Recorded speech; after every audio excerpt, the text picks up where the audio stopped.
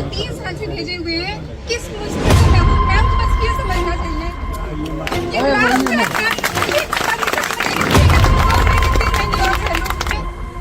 मैं हूँ भविष्य देश का, ये मुझको एतवार दो।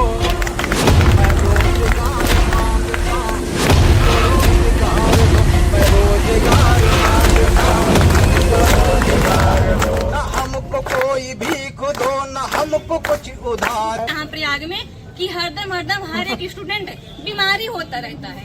मैं तो खुद ही अपना बता रही हूँ, मैं तो यहाँ हमेशा बीमार रहती हूँ। जब से रहती हूँ तब तो लगातार महीने में 2-3 बार मैं बीमार हो जाती हूँ। मुझे टाइफाइड हमेशा पकड़ता रहता है। यहाँ पर मेरा पैर एक शब्द जुमला, हर एक शब्द झूठ है।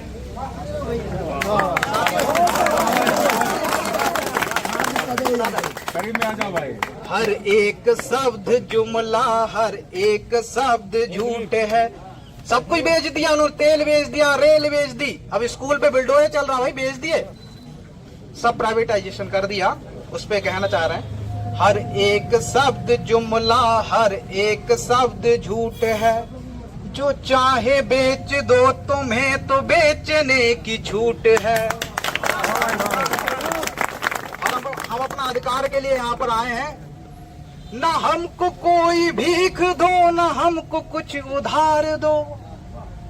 मैं हूँ भविष्य देश का, ये मुझको एतवार दो। मैं रोजगार मांगता हूँ, मुझको रोजगार दो। मैं रोजगार मांगता हूँ, मुझको रोजगार दो। न हमको कोई भीख दो, न हमको कुछ उधार दो। न हमको कोई भीख दो, न हमको कुछ उधार दो। मैं हूँ भविष्य देश का, ये मुझको एतबार दो। मैं रोजगार मांगता हूँ, मुझको रोजगार दो। मैं रोजगार मांगता हूँ, मुझको रोजगार दो। मैं रोजगार मांगता हूँ, मुझको रोजगार दो। मैं रोजगार मांगता हूँ, मुझको रोजगार दो। युवाओं में आक्रोश है क्यों? धैर्य की भी एक परीक्षा होती है, एक समय सीमा होती है। ये तारीख पे तारीख दिए जा रहे हैं, युवाओं में आक्रोश बढ़ता जा रहा है क्योंकि उनको ना समाज में सम्मान मिल रहा है, ना अपने जीवन में आगे बढ़ने का अवसर। तो इसलिए हम चाहते हैं कि अवसर दो। जो भी सत्ताधारी हैं उनसे आग्रह भी है, युवाओं में है खलबली, लहू में भी उबाल है। युवाओं में है खलबली, लहू में भी उबाल है। ये जोश नौजवानों का जो है वो बेमिसाल है। युवाओं में है खलबली, लहू में भी उबाल है। ये जोश नौजवानों का जो है वो बेमिसाल है। हर एक शहर हर एक शहर, हर एक गली में सिर्फ ये सवाल है, कलम के हाथ में क्यों जलती हुई मसाल है। कैंडलमार्च निकाला था ना कल। हर एक शहर, हर एक गली में सिर्फ ये सवाल है, कलम के हाथ में क्यों ये जलती हुई मसाल है।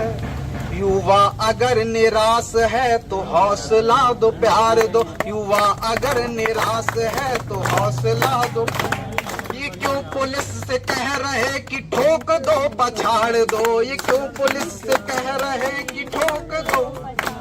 मैं रोजगार मांगता हूँ, मुझको रोजगार दो। मैं रोजगार मांगता हूँ, मुझको रोजगार दो। हर एक शब्द जुमला, ए हो मैडम जी सुन ले हमार बतिया। ए हो मैडम जी सुन ले हमार बतिया। तो से करत है बिनती सारो दिन औरतिया हो। ए हो मैडम जी सुन ले हमार बतिया। 22 में निकाले रहलो टीजीटी के विज्ञापन। 22 में निकाले रहलो टीजीटी के विज्ञापन। भरोसा दिया होने के बाद से कि चलिए हो सकता है बेटा इस बार एग्जाम हो जाए। बयां करने के लिए कुछ पार्टी नहीं है महोदय। मैं सरकार से माननीय योगी जी से मैं निवेदन करता हूँ, अध्यक्षा महोदय जी से मैं निवेदन करता हूँ कि आप इन पढ़े लिखे युवा बेरोजगारों का क्यों नहीं दुख दर्द समझ पा रही हैं। यदि अगर आपको कराना है तो करा दीजिए, नहीं तो आप एक लाइन में लिख करके नोटिस चस्पा दीजिए कि हम परीक्षा नहीं करा पाएंगे, आप लोग जाइए घर। आप लोगों के लिए हमारे पास किसी बिल्कुल सही। हम लोग जाके पढ़े 15-20 घंटा पढ़े, उसके बाद में हो जाएगा, हम लोग भी ऐसा करेंगे। अब ये लोग बस खाली डेट पर डेट दे रहे हैं, ऐसा नहीं चलेगा काम। आज इनको डेट देना ही पड़ेगा, आज डेट दे दीजिए। हम लोग जाके 15-20 घंटे तैयारी करें। जो रिवीजन बचा है, मतलब रिवीजन तो हम लोगों का हो ही गया था, अप्रैल में ही तैयारी हो गई थी, 14-15 मई को जब पेपर था। लेकिन फिर भी 1.5 महीना हम लोग पीछे हो गए, 1 महीने से पढ़ाई नहीं हो पा रही है। बताइए, जो है किसी और प्रदेश में जा करके अपना कुछ देखते हैं। और मैं देख रहा हूँ 2022 से देख रहा हूँ कि राजस्थान ने 2 वैकेंसी दिया, झारखंड ना वैकेंसी देने जा रहा है, बिहार 3 वैकेंसी निकाला, चौथे के चक्कर में पड़ा हुआ है। और हमारे यहाँ जो मुट्ठी भर वैकेंसी जो सामने ला कर लगा दी है, वो भी जो असीमित कर दिए हैं। 80,000 लाख तो जल्दी मिल जाएगा नौकरी। यहाँ आने के बाद आप समझ में आता है कि 5 साल 10 साल बाद भी मतलब शिक्षक भर्ती क्लियर नहीं हो पाती यहाँ पर डेट पे डेट देते रहते हैं और हर एक कार्य के लिए हम लोग धरना देते रहते हैं कि किसके पास इतना टाइम है धरना देने के लिए। लेकिन आयोग इतना मजबूर कर दिया है कि हम लोग बड़े बड़े होकर भी रोज सरकार को और आयोग को जागृत कर रहे हैं, लेकिन उठने का काम तो सरकार कर ही नहीं रहा है। इतना सो रहा है कि मैं क्या ही बोलूं। इतने लोग और बड़े भैया जो बोल रहे हैं गुस्से में बोल रहे हैं, क्या करें, मजबूरी है। आयोग इतना बोलने को मजबूर कर रहा है, नहीं तो कौन बोले इतना, अपना मुंह कौन खराब करना चाहेगा। लेकिन आयोग को थोड़ा सा भी नहीं शर्म आ रहा है कि हम लोग की मजबूरी कुछ सुने।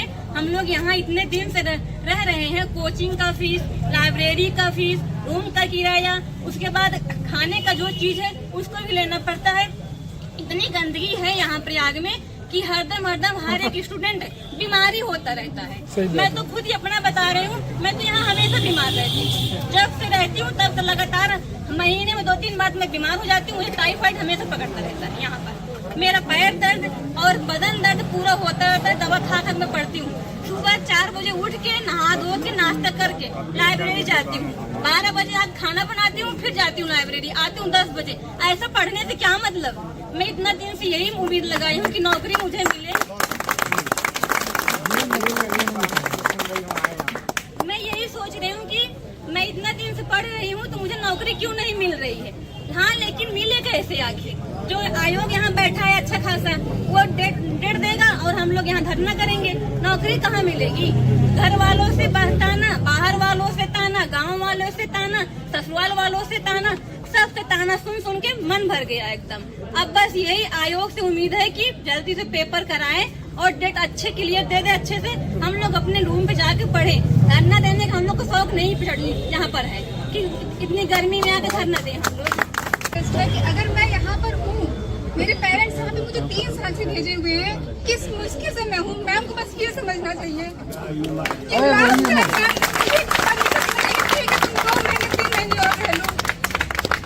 मेरे ग्रुप में जितने भी भैया लोग हैं, मैं सबसे बोली तो उन्होंने कहा बस घर से लास्ट टाइम तुम एक परमिशन मांग लो। मैम से बस एक ही रिक्वेस्ट है मेरी कि इस बार शांत करवा दीजिए बस। बहन, आपकी वेदना और दर्द को प्रतियोगी इसी तरीके से शांत नहीं बैठेगा और डेट लेकर के जाएगा। रोने का समय नहीं है। अध्यक्ष महोदय बाहर आओ,